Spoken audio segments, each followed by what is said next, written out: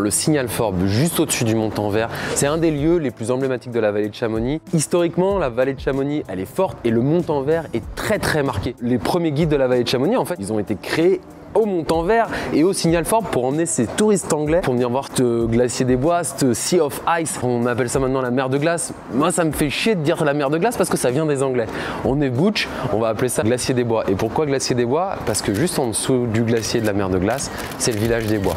Le Signal Forbes nous offre un point de vue sur la mer de glace qui est unique. On prend de la hauteur, on s'éloigne du monde, le chemin est très praticable, les cailloux sont à plat, ça fait comme des escaliers. On peut faire une petite pause, coucher du soleil ou alors vue sur le glacier, et puis on peut même aller traverser sur le plan de l'aiguille. C'est génial parce qu'on part du coup du Montant-Vert, on est à la limite supérieure de la forêt, entre l'étage subalpin et l'étage alpin, et en montant au Signal Forbes, on laisse progressivement la forêt derrière nous pour arriver doucement dans l'alpage, l'Alpe, qui a donné le mot des Alpes. Et ce qui est chouette, c'est comme on est sur une crête où c'est venté, et ben on trouve nos premières plantes à coussiner alors qu'on est à peine à 2200 mètres d'altitude.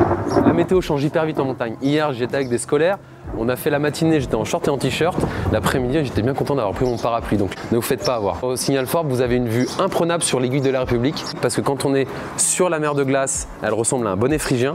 Et pour l'anecdote, Rebuffa est allé chercher une arbalète pour réussir à passer la corde par-dessus pour pouvoir ensuite réussir à s'assurer et vaincre du coup ce sommet de l'aiguille de la République qui fait partie des aiguilles de Chamonix. Un petit conseil de pro, c'est quand même pas mal pour préparer ses randos.